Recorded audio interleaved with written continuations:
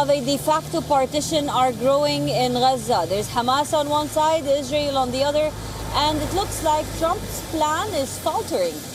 Now, the UN recently said that syringes, baby bottles, everything is being blocked by Israel. The next report brings you the details. Gaza is being pushed towards a de facto partition. What was meant to be a ceasefire under Donald Trump's plan is turning into something else entirely.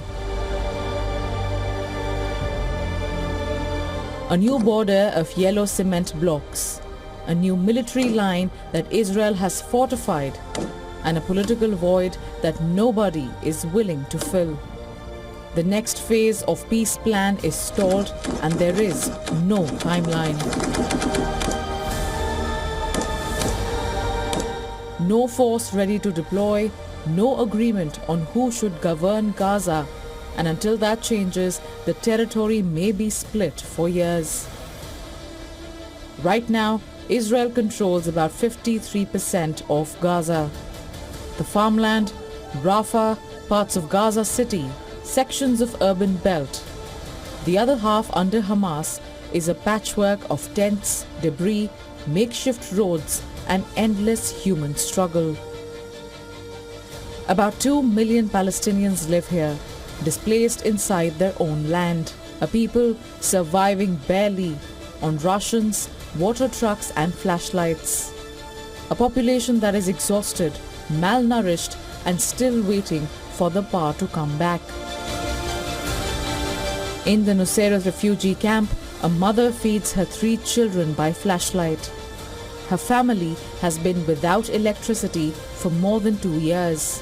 Their only source of light was a candle, until even that felt too dangerous in a tent.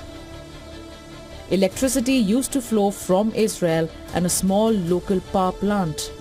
But days after October 7, 2023, a total siege by Israel shut everything down. It's been 2 years without electricity. We have not seen it.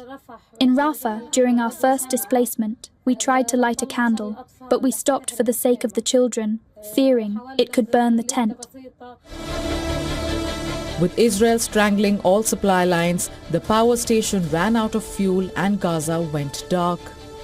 Even after the ceasefire, rebuilding the grid is close to impossible. Aid agencies say they cannot even get basic supplies in. UNICEF says 1.6 million syringes, solar fridges for vaccines, nearly 1 million bottles of infant formula, all are being blocked. But Israel denies this claim. The items are still sitting outside the border, while UNICEF races to immunize 40,000 children against polio, measles and pneumonia. This morning I highlighted the fact that our shortfall between now and the end of the first quarter is $200 million. Previous year, when we reached December, we say, well, we just have to bridge December, and in January we will have the new contribution of the new year.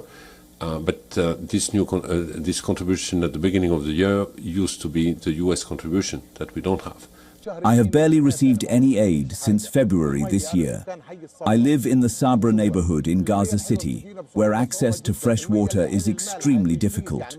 Even partially filtered salty water for showering has only been available for just 2 days. All of this war-induced catastrophe against the backdrop of a political vacuum.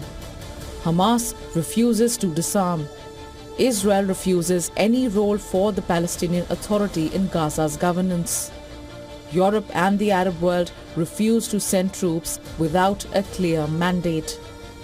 And America's own resolution for a multinational force has few takers. So the plan stays frozen. And the yellow line on the ground begins to look more and more like a permanent border. US officials including J.D. Vance and Jared Kushner have floated a new idea. Rebuild parts of Gaza only in the Israel-controlled zone. create model areas and start development there first. Critics say it risks making the partition permanent and solidifying Israeli control on Palestinian land. Arab states insist Gaza cannot be cut apart. The Palestinian Authority says it is ready to govern, but Israel says no.